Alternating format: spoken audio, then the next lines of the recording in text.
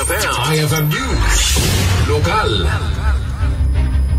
50 pediatric cancer patient itinaparagsak ni Miss Trix Ablan ang nagkasangay itinapalabas ng aldaw, babaen iti panangted kadakwada iti regalo ken pagsasangwan ang makan, babaen iti may sa fast food chain iti syudad ti Bataka. Kuna ni Miss Ablan ang kadwan ang nagparagsak kadagiti ubing ket da Dr. Medeldorf Gawat, Governor Cecilia Araneta Marcos ken dagiti sponsors iti naso a birthday outreach ananaganan iti Happy Bee Project.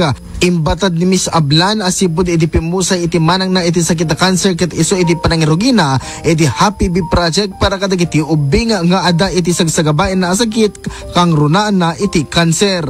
Actually kasi yung ate ko namatay siya sa cancer, no. So I think it's also a great way to honor her na yun nga, yung cancer patients.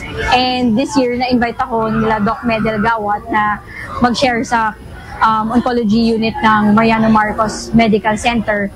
Ilan yung mga inimbitahan natin na cancer patients?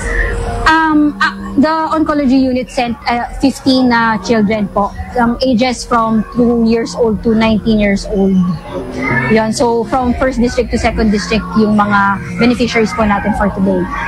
Inayon na at wish na itata birthday na ket iti panaglaing insigida dagiti ubing. Wish ko sa birthday na to is syempre good health and sana gumaling na yung mga patients natin sa oncology unit ng Mariano Marcos. And not just only that, yung other cancer patients also in the world. Gapo iti daytoy napasamak idat tangal daw kalikaguman niya Mama Trix Ablan kad adupay iti matulungan na a cancer patients iti probinsya. Para iti IFM News, Idol Lawrence Corpus Martinez, tatak, Aramen.